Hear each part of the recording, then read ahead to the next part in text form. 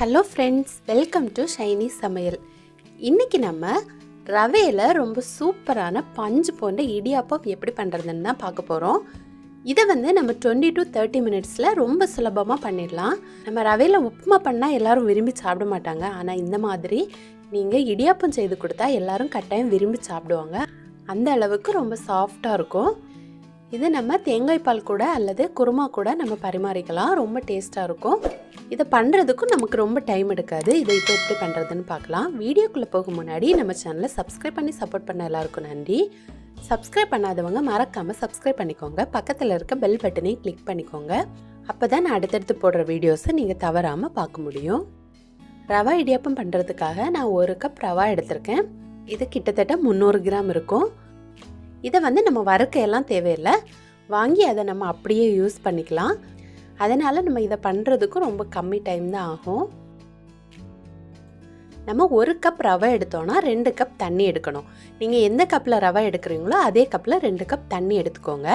இப்போ நம்ம தண்ணியை சேர்த்ததுக்கப்புறமா கூடவே இந்த இடியாப்பத்துக்கு தேவையான அளவு உப்பு, 1 டீஸ்பூன் எண்ணெய் சேர்த்துக்கணும்.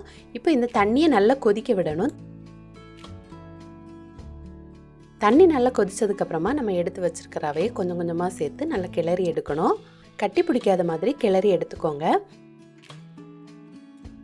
ரவையை சேர்த்த உடனேயே தண்ணி நல்லா திக்காக ஆரம்பிச்சிடும். அதனால நீங்கள் கைவிடாமல் கிளறிட்டே இருங்க.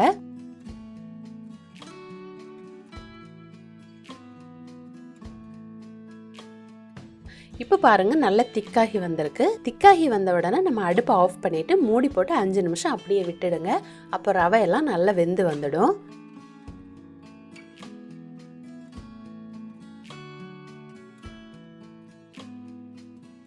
இப்போ 5 நிமிஷத்துக்கு அப்புறமா பாருங்கள், ரவையெல்லாம் சூப்பராக வெந்து வந்திருக்கு.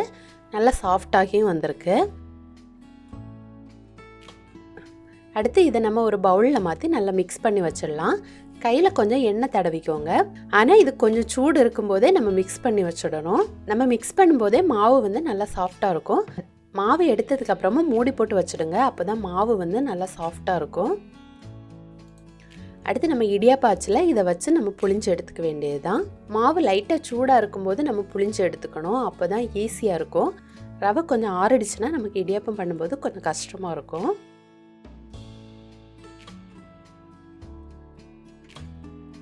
அடுத்து எந்த மோல்டில் நீங்கள் இடியாப்பம் பண்ண போகிறீங்களோ அதை எண்ணெய் வச்சு நல்லா தடவி வச்சுக்கோங்க.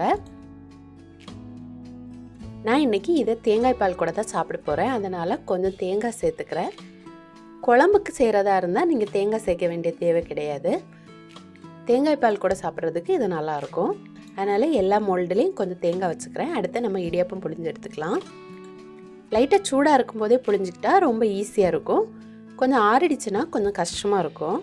அதனால நம்ம மாவு எடுத்த உடனே அது சூடு ஆறாமல் இருக்கிறதுக்காக மூடி மூடி வச்சுக்கோங்க.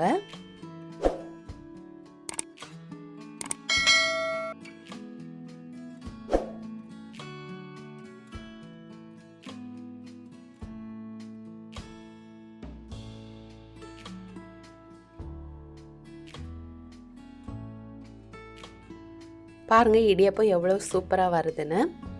இந்த டைமில் நீங்கள் ஸ்டீமரை ரெடி பண்ணி வச்சுக்கோங்க.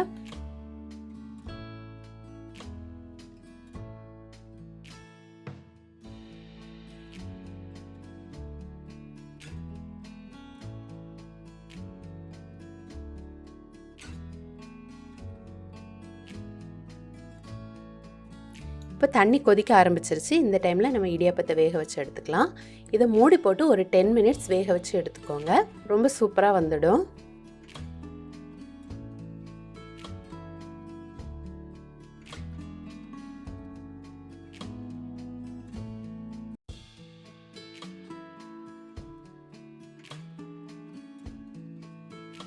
இப்போ பாருங்கள், ஒட்டாமல் ரொம்ப மிருதுவாக சூப்பராக வந்திருக்கு.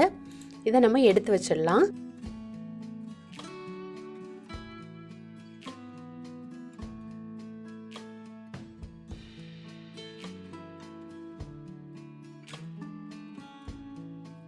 இட்லி தட்டில் பண்ண விருப்பம் இல்லாதவங்க இந்த மாதிரி ஸ்டீமரில் கூட ரெடி பண்ணிக்கலாம். இதெல்லாமே உங்களோட விருப்பம்தான். இந்த மாதிரி ஸ்டீமர்லையும் நமக்கு தேவையான அளவு மாவை சுற்றி எடுத்துக்கலாம்.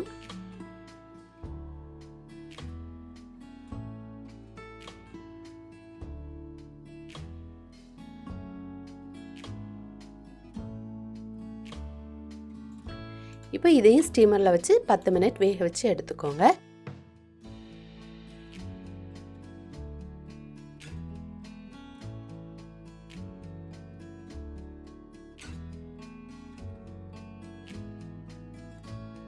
இப்போ நமக்கு இடியாப்பம் சூப்பராக ரெடி ஆகியாச்சு.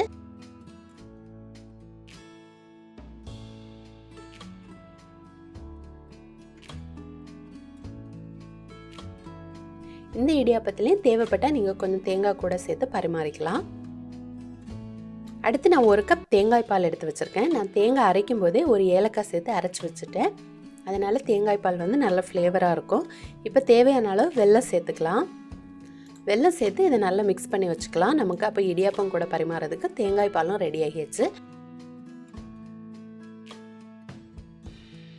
இப்போ நம்ம இந்த தேங்காய் பால் கூட ஈஸியாக பரிமாறிடலாம். ரவையில் இந்த மாதிரியும் பண்ண முடியும். ரொம்ப சூப்பராக இருக்கும். நீங்களும் கட்டாயம் ட்ரை பண்ணி பாருங்கள். காலையில் நம்ம டிஃபன் பண்ணுறதுக்கு ரொம்ப ஈஸியாக வேலை முடிஞ்சிடும். நீங்களும் கட்டாயம் செய்து பார்த்து எப்படி வந்துச்சுன்னு உங்களோட கமெண்ட்ஸை சொல்லுங்கள். இந்த வீடியோ உங்களுக்கு பிடிச்சிருந்துன்னா ஷைனீஸ் சமையலை மறக்காமல் சப்ஸ்கிரைப் பண்ணிக்கோங்க. தேங்க்யூ.